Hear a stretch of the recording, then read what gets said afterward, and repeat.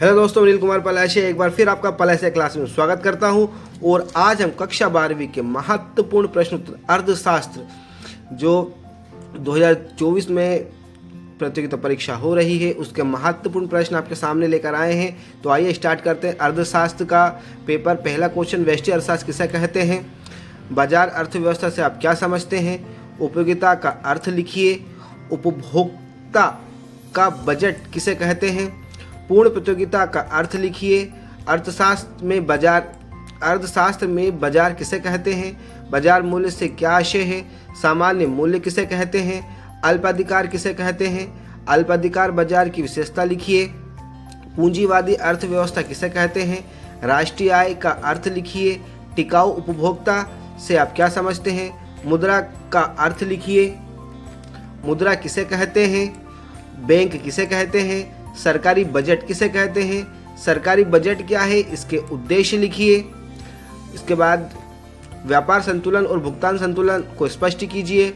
वैश्य अर्थशास्त्र किसे कहते हैं, विशेषता लिखिए। केंद्रीय अर्थव्यवस्था की विशेषता लिखें।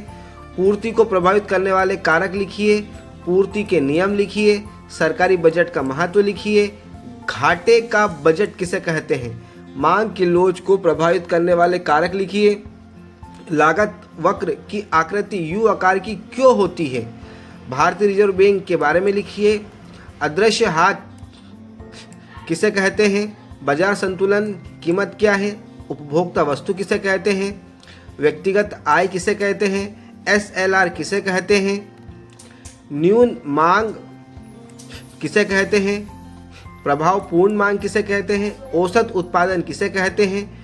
पूर्णता लोचदार मांग तथा पूर्णता बेलोचदार मांग किसे कहते हैं? भारतीय रिजर्व बैंक की किस भूमिका को अंतिम ऋणदाता कहा जाता है?